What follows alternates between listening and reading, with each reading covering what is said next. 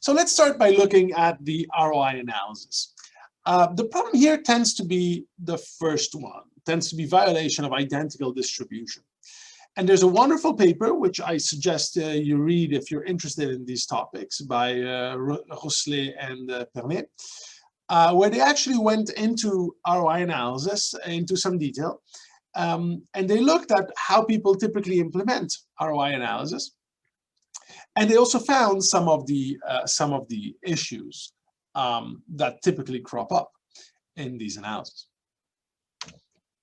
So by and large, people use a Pearson correlation, which is, obviously the standard parametric way of doing a brain behavior correlation.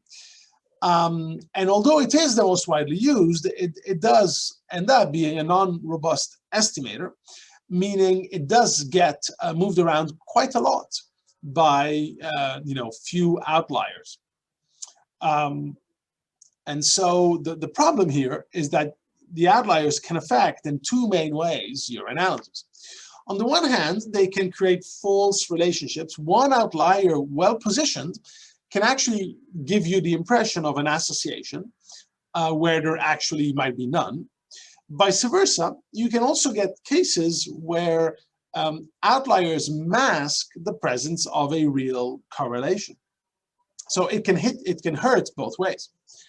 And so, of course, the authors of the paper just suggest using one or two of many possible ways of looking at this from a non-parametric point of view.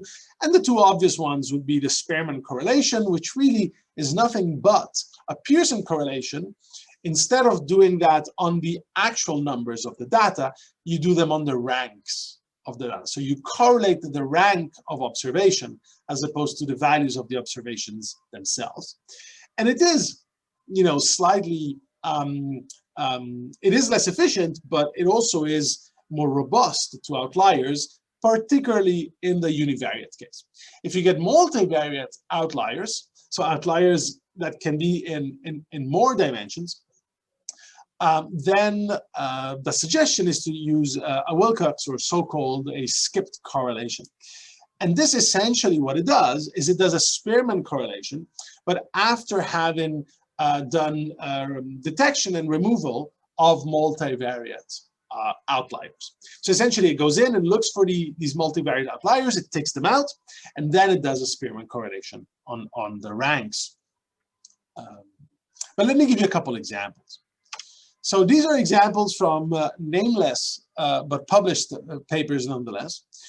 And if you look at them, these tend to be an example of where an outlier did drive a significant result. For example, in the top left, so you're seeing here the relationship between two variables. And at the very top, the bold correlation value and p-value, this is what was reported in the paper itself. And what the authors here did, they took, there's a software that you can use to sort of extract data from a figure. So they did that. They extracted these data. And they showed at first that using a Pearson correlation, they get pretty much the exact same result. Kind of just a way to validate that they could successfully extract the data. But then if you do the exact same analysis, correlation, but you use a Spearman correlation,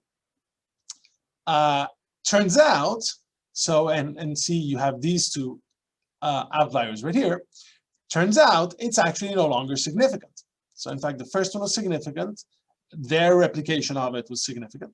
But as soon as you go into non-parametric, and you notice here there are two big outliers, now it's no longer significant. If you want, you can call this marginal.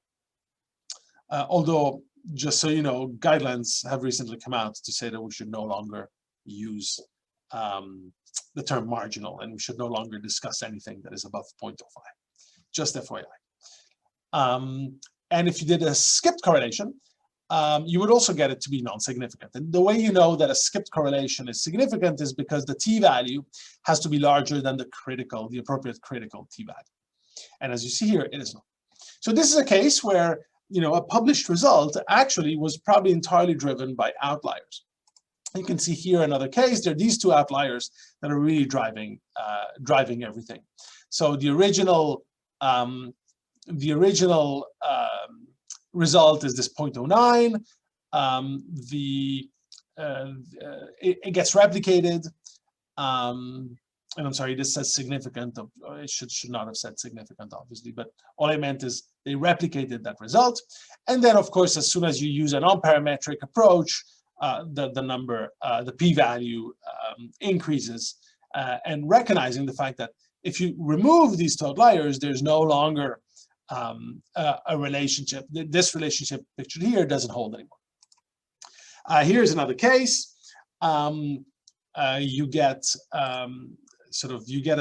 significant correlations until you factor in these two multivariate outliers, and then it's no longer significant. And here's yet another example of something similar.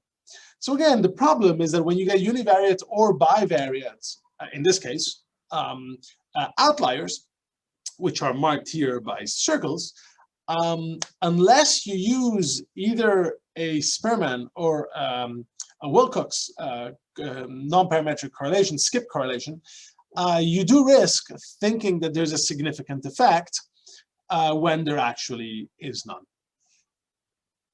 So I think it's always good practice when you do an Roi analysis, do it if you want to use a conventional approach, but also look at non-parametric approaches to see if they tell you whether you are at risk of having univariate or bivariate outliers that are driving the effect. And here are two examples of the opposite. So here are two examples where actually outliers are masking a significant effect. In this case, for example, the authors of the original paper report a 0.05 significant correlation. And I'm guessing that this was a one-tailed. Whereas once they extracted the data, right, they get sort of a different result. But I think it's because in this replication paper, they used a two-tailed approach. But as soon as you use the Spearman or the skipped correlation, you see that now you do get significant, stronger correlations and significant effects. That's because this observation right here was actually masking the actual relationship. And the same is true in this other paper, where there are some multivariate, some bivariate